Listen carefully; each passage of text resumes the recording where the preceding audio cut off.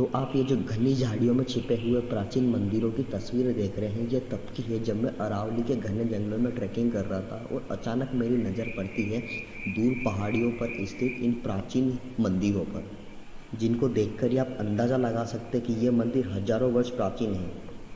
परंतु अब इन मंदिरों पर जंगलों ने पूरी तरीके से कब्जा कर रखा है। मंदिर के चारों ओर आप घनी और कटीली झाड़ियाँ देख सकते हैं, जिनके कारण मंदिरों के अंदर जाना लगभग नामुमकिन है।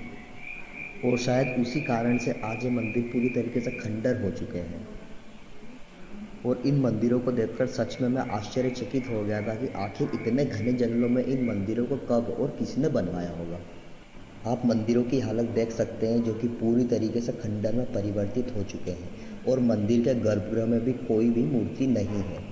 इससे हम ये अंदाज़ा लगा सकते हैं कि शायद यहाँ की जो मूर्तियाँ हैं वो चोरी हो चुकी है, या फिर कभी इन्वेडर्स ने यहाँ पर मंदिर को डिस्ट्रॉय किया होगा, जिस कारण से मूर्तियाँ जो है वो सारी खंडित की जा चुकी हैं।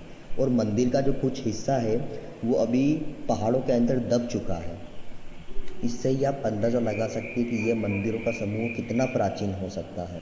और इन मंदिरों में जाना बहुत ही मुश्किल है, क्योंकि पहले आपको पहाड़ पर चढ़ना पड़ेगा और उसके बावजूद भी आपको घनी और कटीली झाड़ियों को पार करना होगा। और यहाँ पर ये जो दो मंदिरों का समूह है, उसमें से एक मंदिर है, नो डाउट वो जैन मंदिर है, क्योंकि आप यहाँ पर जैन तीर्थंकर की मूर्तियों को देख सकते हैं। और इस मंदिर का भी बहुत सारा हिस्सा पहाड़ के अंदर दब चुका है और आसपास भी आप मंदिर के जो अवशेष है वो देख सकते हैं। और ये प्राचीन मंदिरों का समूह उदयपुर से 25 किलोमीटर की दूरी पर स्थित एकलिंगजी, जिसे कुछ किलोमीटर की दूरी पर एक पहाड़ी पर बसा हुआ है। और पास में तालाब को देखकर यह पता लगा सकते हैं कि यहाँ पर कुछ ही दूरी पर एक गांव भी बसा हुआ है। और इन मंदिरों से कुछ ही किलोमीटर की दूरी पर गांव स्थित होने के बावजूद भी यहाँ पर इन मंदिरों में कोई नहीं आता है, क्योंकि अगर यहाँ पर कभी कोई गांव वाले आते तो इन मंदिरों की ऐसी हालत नहीं होती। और यहाँ पर भी आप जैन तीर्थंकर की जो प्राचीन मूर्ति देख सकते हैं। और पिछले मंदिर की तरह भी इस मंदिर में भी आप गर्भगृह में देख सकते हैं कि यहाँ पर भी कोई भी मूर्ति नहीं है। या तो वो मूर्ति चोरी हो चुकी है, या फिर आक्रांताओं ने इस मंदिर में भी तोड़फोड़ की, जिस कारण सारी मूर्तियाँ टूटी हुई आप देख सकते हैं।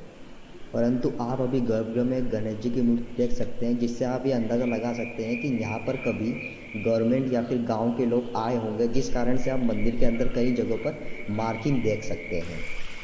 और गवर्नमेंट की हस्तक्षेप के बाद भी आप मंदिरों की हालत का अंदाज़ा लगा सकते हैं कि ये मंदिरों का समूह कभी भी गिर सकता है। और गवर्नमेंट के हस्तक्षेप के बावजूद भी आप मंदिर के चारों ओर इन घनी और कटीली झाड़ियों में छिपे हुए मंदिर के अवशेष को देख सकते हैं, जिसमें आपको कई पिलर्स और मंदिर की जो ब्यूटीफुल कार्विंग्स है वो देखने को मिल जाएगी। और इससे हम एक बात का और अंदाज़ा लगा सकते हैं कि यहाँ पर कभी आक्रांताओं ने आकर इन मंदिरों पर हमला किया होगा, इन मंदिरों की सारी मूर्तियाँ को तोड़ा होगा, जिस कारण से आज हम मंदिरों के चारों ओर गिरी हुई सुंदर मूर्तियाँ और पिलर्स देख सकते हैं।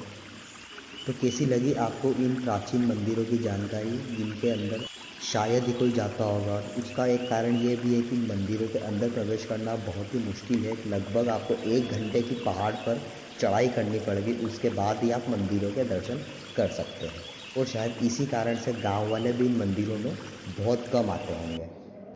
Thanks for watching full video.